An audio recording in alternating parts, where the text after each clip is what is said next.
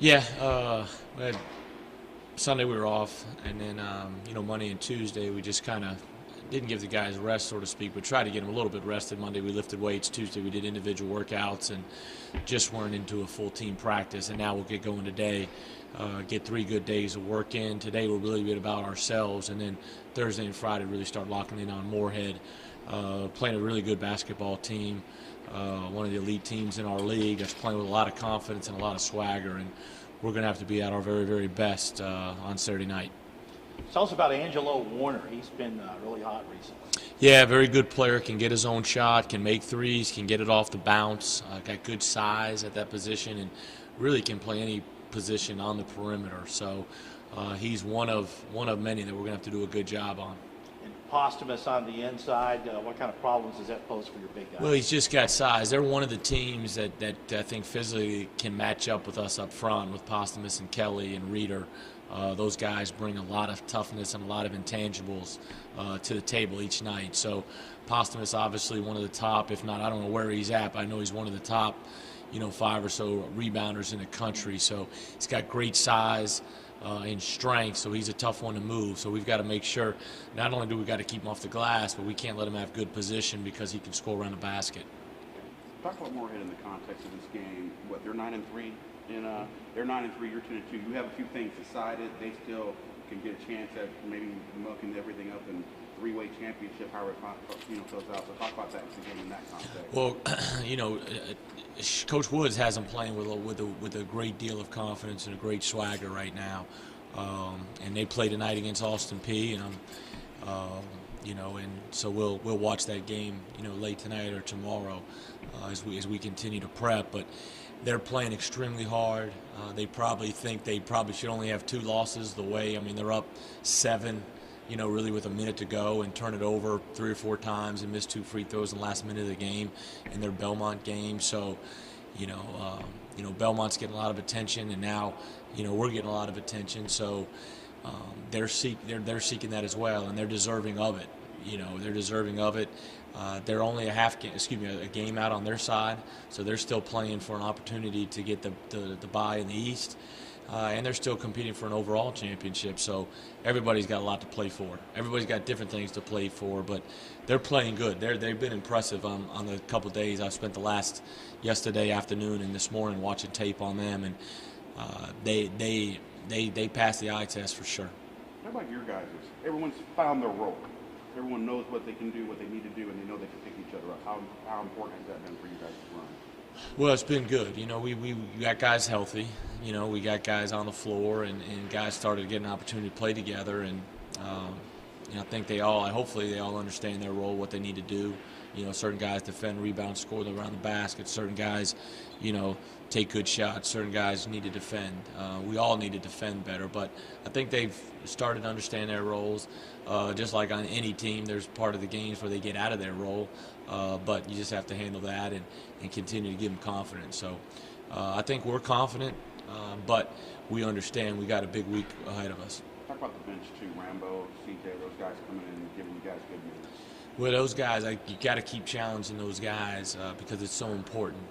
Depth is one of the things this year that we don't have a ton of. We only have 10 guys eligible to play. So, depth's something where Tyler, we need him to be good. For us to continue to be good and to win and get better, he's got to be good. And when CJ goes in the game, he's got to be good, whether it's 3 minutes or 8 minutes. And Zay Henderson as well. And so those guys, and Sapp, obviously, he's plays a bunch right now. But, Rambo, Zay Henderson, CJ, when their number is called, they've got to respond because they can help us get to the next level.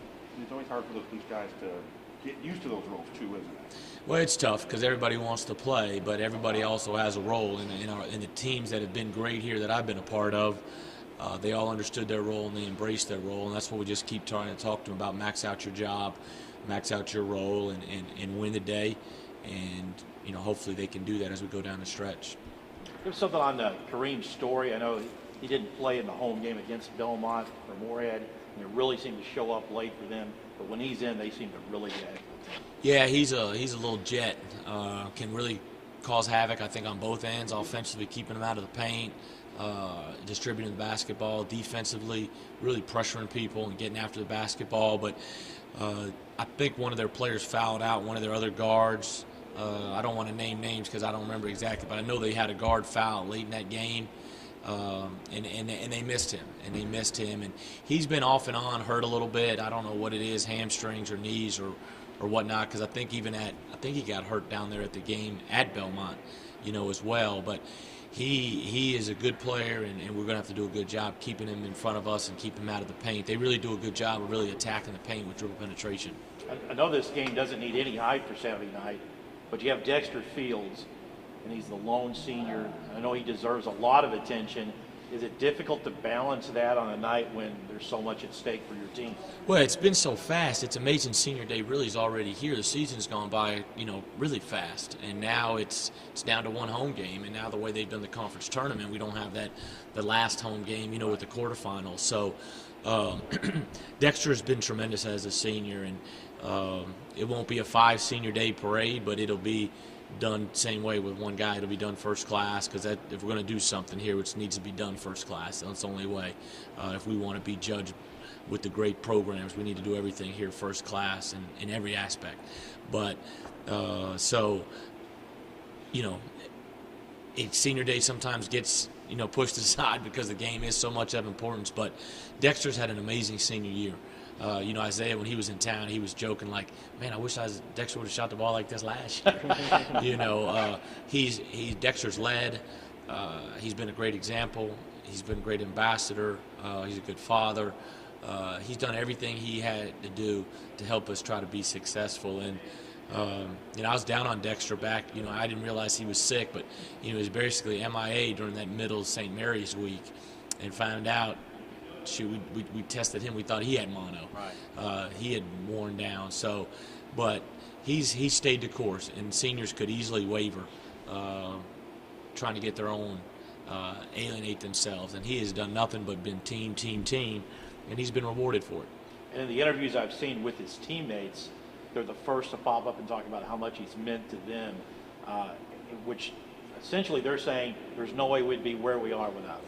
Well, and that's true. And there was a lot of pressure on Dexter when you say, hey, all right, we lost basically 8 key guys over the last 2 years, 5 last year, 8 overall the last 2 years.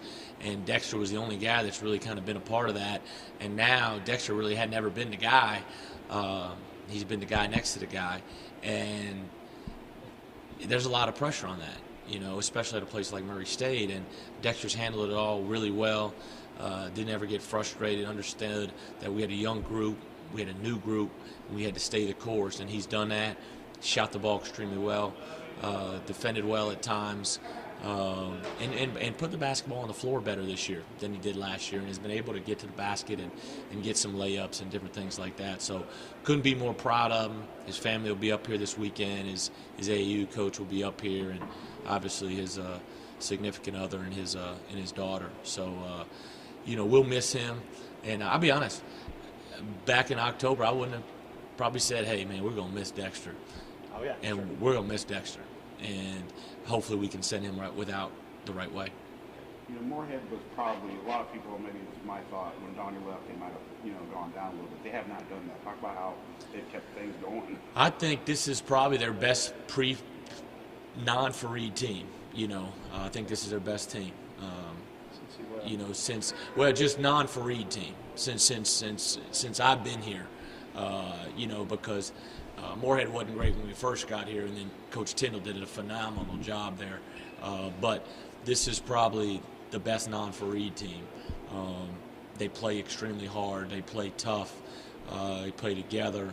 They're good. They're really good. And you can see it by what they did in the non-conference, and you can see it by what they're doing in conference play. And they've won on the road. I think they're 5-2 on the road. So they've got a swagger and a toughness about them that we're going to have to match on Saturday. But Sean's done a terrific job, and I believe, 2 years there? I think it's the second year there. Last year, I think you probably had to piece some things together, taking over the job, and when coaches leave and players leave, and you're trying to put it all together. But they've got a couple carryovers, Kelly and Warner, but they've got a bunch of new guys that are really, really helping their program. While it's Dexter's last home game, it's your guys' last home game too. Talk about the impression you guys want to leave the big crowd on Saturday? Well, I hope we got a great crowd to leave a good note with. That's what I'm more. We need a great crowd. We haven't had the crowd this year yet, and why is that? I don't know, because we're better right now than we were last year. And last year we had 7,000, at this point. So we really need a great crowd. We need, and somebody told me don't ever mention numbers. But we need 7,000, 8,000 people in here. We got a team in first place in Murray State in basketball heaven. We need that. We need that, and I'm going to keep saying that. So, but we do. But it's not about the crowd, and it's not about the hype. We better play defense, and we better rebound. We better match their toughness if we want to give the fans something good in our last home game as we go, because we got 2 tough games next week, going on the road, 2 teams that are going to be playing for their playoff lives. All right, thank you, Coach. Thanks, guys. Appreciate it. You guys asked all